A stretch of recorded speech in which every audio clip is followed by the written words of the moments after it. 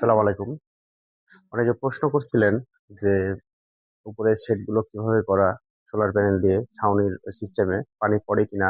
আসলে 2024 সালের ডিসেম্বর মাস থেকে এই সিস্টেমটা করে রাখা আছে। এর মাঝে দুইটা বর্ষা পেয়েছে, একটা ফুল বর্ষা পেয়েছি, একটা হাফ বর্ষা পেয়েছি। তার আগে করা ওই প্যানেল গুলো অন্য অন্য ধরনের প্যানেল ছিল 330 ওয়াটের প্যানেল। ওই প্যানেল গুলো সরাইছি। এগুলো 585 ওয়াটের প্যানেল আছে চিনকো। এগুলো পুরোটাই ছাউনির মতো করা। যেটা গ্যাপ দেখতেছেন ওটা আসলে গ্লাসের গ্যাপ, আসলে কোনো গ্যাপ না। আর নিচে কিন্তু ফার্ম করা, এগ্রো ফার্ম। আগে ছাগলের ছিল, ছাগলটা উঠে দেওয়া হয়েছে। টোটালটা গরু। এখানে 20টা ক্যাপাসিটি। বর্তমানে 21 কিলো প্যানেল আছে। 21 কিলো প্যানেলের নিচে 20টা ক্যাপাসিটি। গরু আছে কম, আরো বৃদ্ধি করা হচ্ছে। আর ওই পাশে আরো 30 কিলো ওয়াটের প্যানেল হবে, যেখানে টিন দিয়ে আপাতত রাখা আছে। যে টিন খেয়াল করতেছেন ওখানে 30 কিলো ওয়াটের হবে।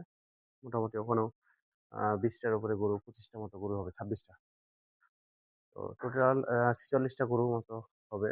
যদি বৈজ্ঞানিক পদ্ধতিতে রাখা হয়, একটু চাপাচাপি করলেও 50টা মতো গরু হবে। তো এই শেডগুলো পাশাপাশি যেই প্যানেলগুলো রাখা আছে, এক সারিতে 12টা করে, আর উপর নিচ করে 3টা সারি। এক সারিতে যে 12টা রাখা আছে, এই 12টা মধ্যে বলি বলিনি একটু। ওই যে ওই 12টার মধ্যে পাশাপাশি পূর্ব থেকে পশ্চিমে যে প্যানেলগুলো গিয়েছে, 1 ইঞ্চি করে গ্যাপ আছে। 1 ইঞ্চি করে গ্যাপ রাখার ফলে হচ্ছে যে যে কোনো সময় একটা প্যানেল যদি ডিস্টার্ব হয়, নষ্ট হয় বা আউটপুট হারিয়ে যায়, কমে যায়, চেঞ্জ করা যাবে।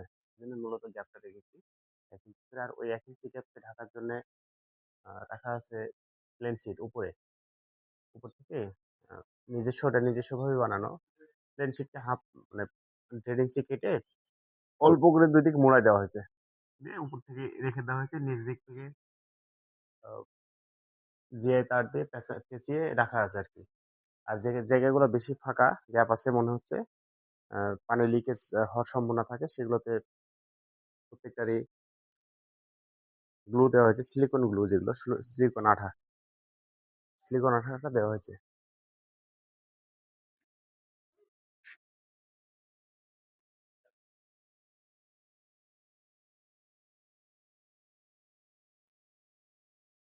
এভাবে কোনোভাবেই মানে এই সিস্টেমে আসলে পানি পড়ে না। মূলত আহ, পদ্ধতিটা করার উদ্দেশ্য হলো যে আমার জায়গার অপচয়টা হচ্ছে না, জায়গা নষ্ট হচ্ছে না। নিচে যদি সোলার শুধুমাত্র করতাম, জমিটা নষ্ট হয়ে যেত, এবং এখানে অন্য কোনো কিছু করা যেত না। এখানে এগ্রো ফার্ম করা পসিবল। আর যেহেতু 500 কিলোওয়াটের পরিকল্পনা আছে, প্রত্যেকটা শেডই কিন্তু এভাবে হবে।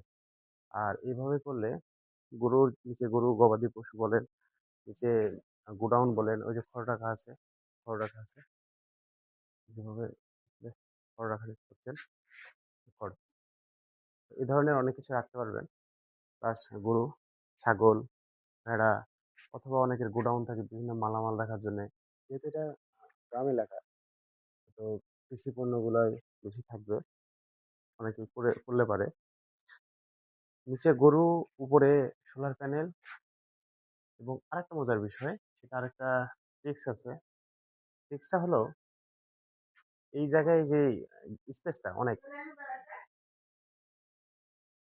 উপরে, যে 16 ফিট হাইট আছে এই মাত্র,